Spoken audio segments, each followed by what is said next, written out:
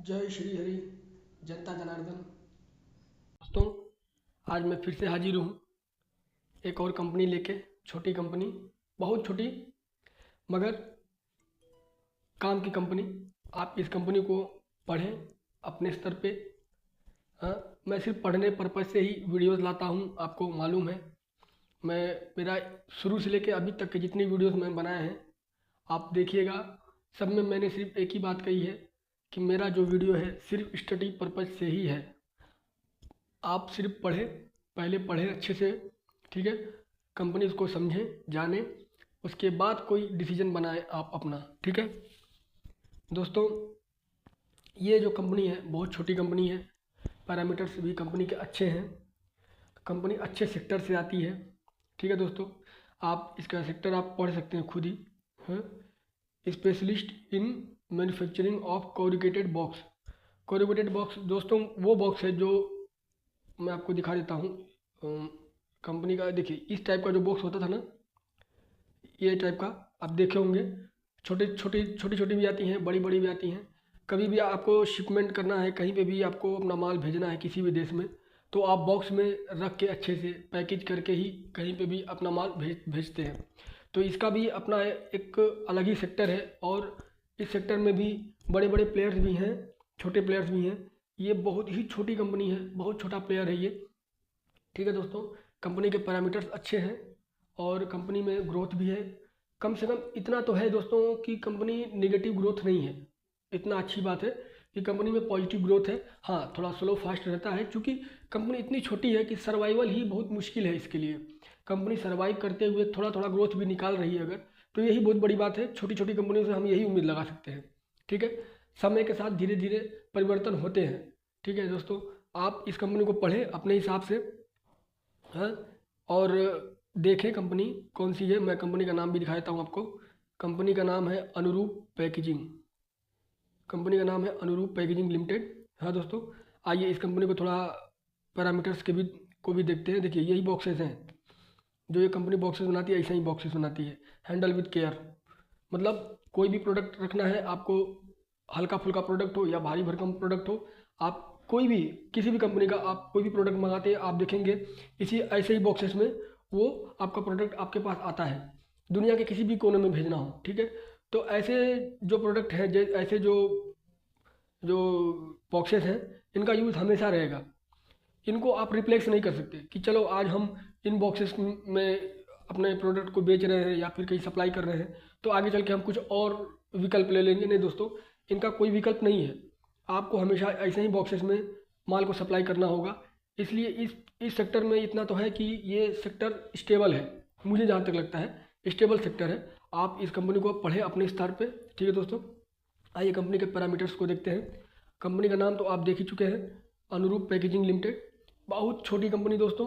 आप इससे मतलब बड़ी भी कंपनियां हैं, लेकिन छोटी कंपनी के नाते और वैल्यूएशन भी सही है। कंपनी इंट्रेंसिक वैल्यू के नीचे भी मिल रही है। सबसे बड़ी बात क्या है दोस्तों, इंट्रेंसिक वैल्यू।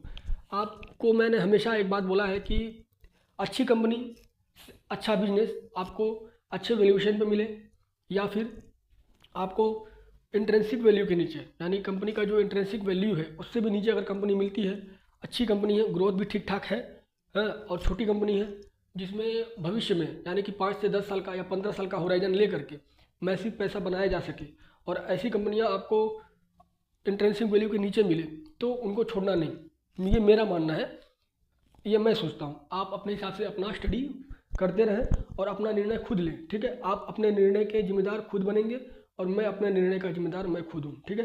तो मैं सिर्फ स्टडी मात्र के लिए आया हूँ, आप इसको पढ़ें।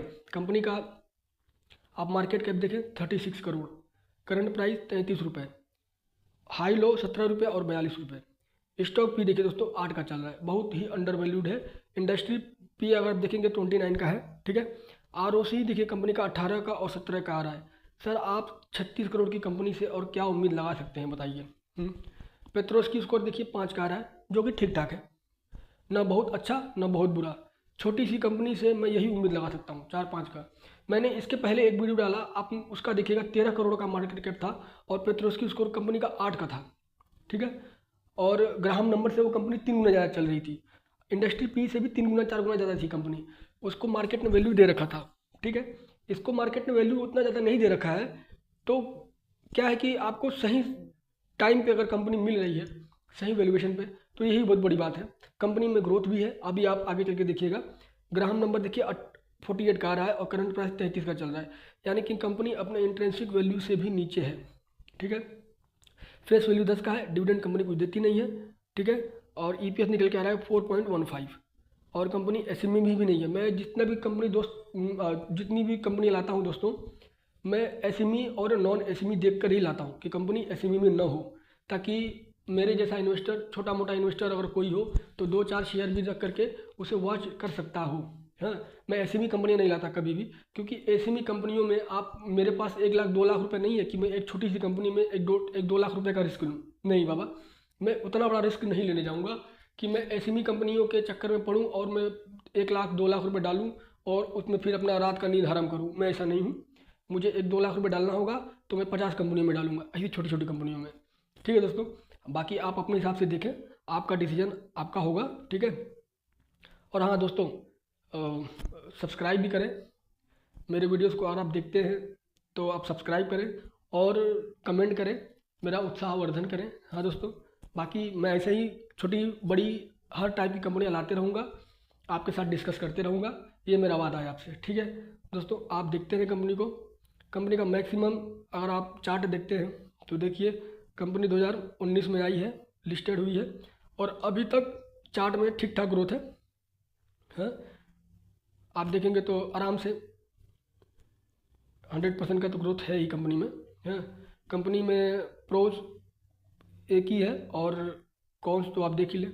खैर डिविडेंड नहीं देती है, कोई कॉन्स में नहीं होता। हाँ, ये थोड़ा सा चिंता का विषय है इस कंपनी में दोस्तों, सिर्फ चिंता का विषय सिर्फ यही है, प्रमोटर्स की होल्डिंग जो डिक्रीज हो रही है ना, बस यही मुझे भी समझिए कि खाया जा रहा है, कि मुझे यही चीज़ अच्छा नहीं लगा। देखिए मुझे ना पैरामीटर्स थोड़े 19-20 रहेंगे ना, तो मुझे मालूम है कि आज नहीं कल वो सही हो सकते हैं, लेकिन जब दुकान का मालिक ही यानी कि दुकानदार ही अगर हतोत्साहित हो और अपने होल्डिंग्स को बेच के निकल रहा हो, तो फिर मैं ऐसी कंपनी में क्यों जाऊँगा।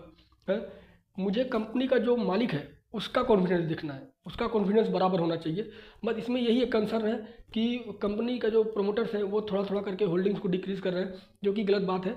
और मुझे लगता है कि प्रमोटर्स, आज देखिए कंपनी में कुछ 19-20 होता है, पैसे की ज़रूरत होती है, तो प्रमोटर्स अपने होल्डिंग्स को निकाल करके कुछ पैसा जुटाते हैं कंपनी के लिए, तो ठीक है, आगे चल के वो अपना होल्डिंग फिर बढ़ा लेंगे।